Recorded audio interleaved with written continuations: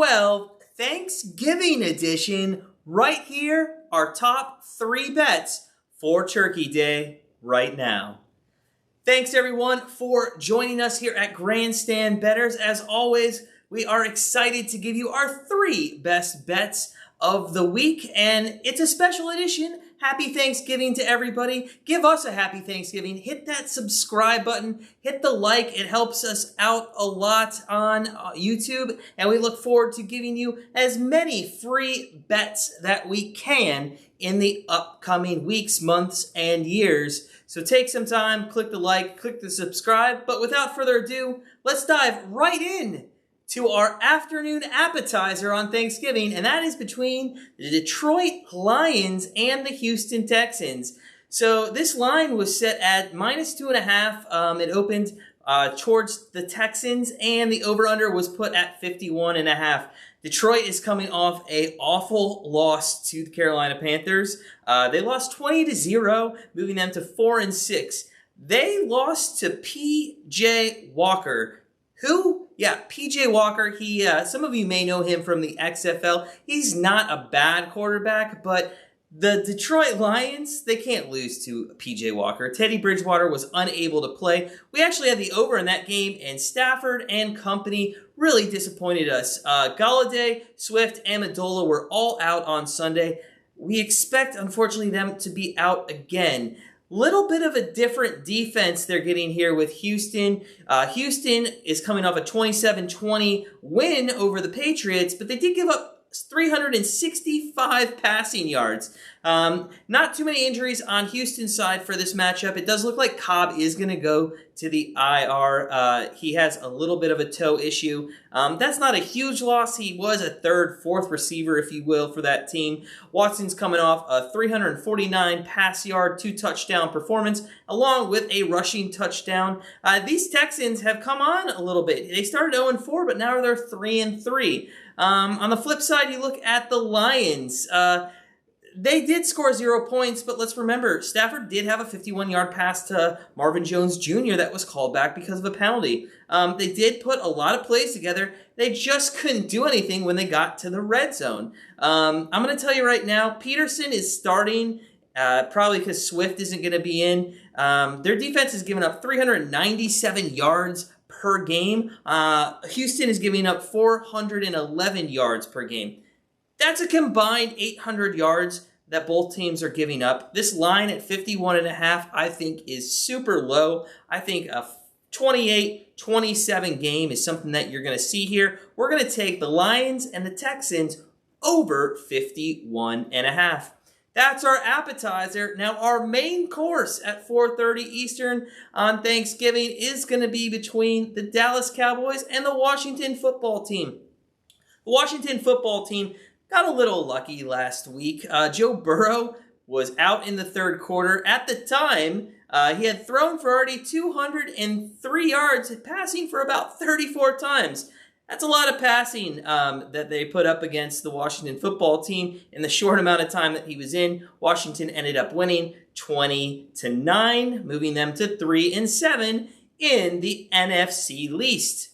On the other hand, Dallas had a great game against the Vikings. They won 31-28, moving them to 3-7 in the NFC East. Well, something's got to give here. Somebody's got to win a game in the NFC East, as we keep calling them. It's not a great division, and I'm going to tell you right now, Alex Smith looks great.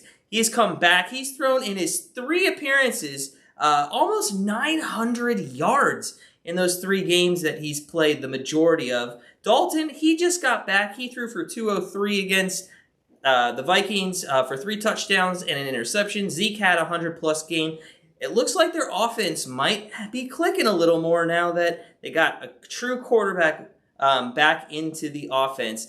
Now, I know what you're thinking. Andy Dalton sucks. Well, let's be honest. Andy Dalton is probably one of the best backups in the entire league behind Jameis Winston and any McCown that's out there. But I'm going to tell you right now, Andy Dalton was a starter for the Bengals. He didn't have any weapons around him, but he knows how to throw the football down the field, and he can make plays. Hence why they won against the Vikings. As we mentioned, Washington's defense gave up 203 yards passing in like 2.5 quarters to Burrow, and Burrow was just moving up and down the field on Washington. We look for Andy Dalton to do the same here. However, Dallas's defense is awful too. They've given up so many yards on the season. Cook went for 115 last week, and the defense gave up 314 yards with 3 touchdowns in the air. So they don't know how to play defense either.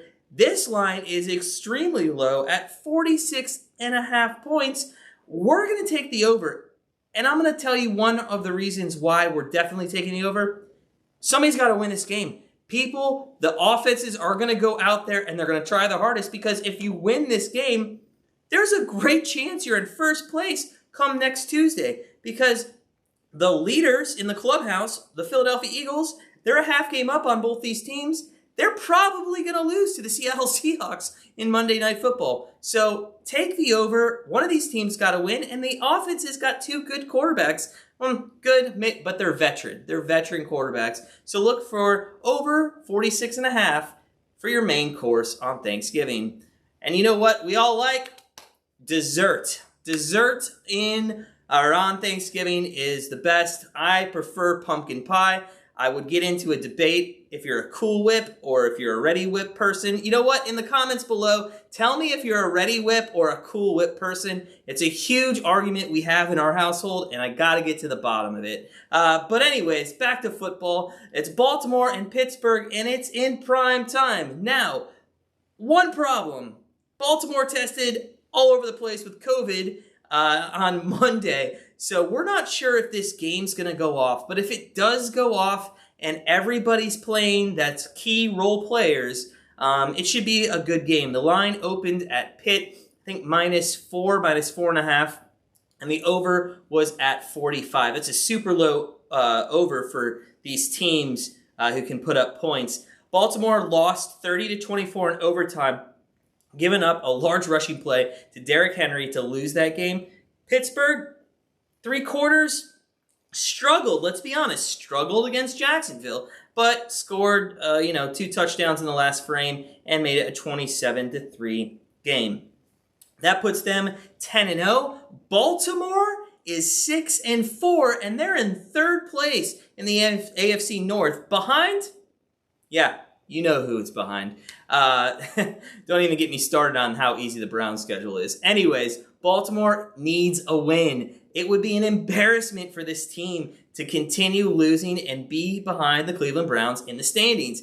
Now, their bread and butter has always been rushing. In the last 3 games, they haven't done that. 129 rushing yards against Tennessee, 115 yards against Indianapolis, and then they had 110 yards against the 3rd team. And I'm going to tell you, those are awful. Those are awful numbers for a team that relies on the rush. And they're number 1 still in the rush in all of NFL after those 3 bad rushing games. You know why? Because they can rush for about 250, 260, and that's what they did at the beginning of the season. If you remember the last time Baltimore played Pittsburgh, they ran for 265 over this team. Well, Pittsburgh has a pretty good offense too. Big Ben, he put up, I think, 267 with 2 touchdowns and an interception. The team itself is putting up 29.8 points per game, and Connor is getting better. He only rushed for 89 yards, but he does split a lot of carries with Benny Snell, and Snell gets a lot of red zone carries too. If Connor's on your fantasy team, you know what that feels like. The defense is what Pittsburgh's bread and butter is. Gosh, there's a lot of rules on that Thanksgiving table, and the bread and butter of these 2 teams is rush and rush defense for the Steelers. And they're top 5 in rush defense. They're top 5 in rush offense, and they're top 7 in rush and defense overall. These guys know how to stop anything. They've only given up 13 points in the last 2 games. So what happens here? Well, Baltimore wants this game more. Trust me. I know they're playing away. I know they're going up against a division rival. They need it. Pittsburgh's 10-0. They're going to be fine. They're in the playoffs. Does the bye week really matter this year? I really don't think it does. So who knows how well they play in this game. I don't think there's going to be a lot of points put up. I think it's going to be a tough game. I think if Lamar Jackson throws for 25 or less pass attempts in the game, they're going to pull this off. And I think that's going to happen. We're going to take Baltimore plus 4.5. That's a lot of points to give up to a team who put up 265 rushing yards against you earlier in the year. So Baltimore, Pitt, take Baltimore plus 4.5. So that's it. Go take a nap. The day is over. You're probably going to want to take that nap actually at halftime during the Cowboys and the Washington football team matchup. But I hope everyone has a great Thanksgiving. Make sure you give us a like. Please subscribe to the channel. All we want to do is give you free plays. We're not like a tout system. We don't want to tell you that we have member plays. I mean, we do have member plays, but we don't care. If you want to be a member, be a member. If you don't, get on our YouTube channel and listen to our free plays. We're up over 65 units in just free plays this year. Just to recap, our Thanksgiving Day NFL lineup: Lions, Houston Texans over 51.5. You have the Washington football team and the Dallas Cowboys over 46.5. And for that yummy dessert, remember, comment Ready Whip or Cool Whip in the comments. Take Baltimore plus 4.5. As always, sit back, relax, eat a ton, and let us do the work while you do the winning.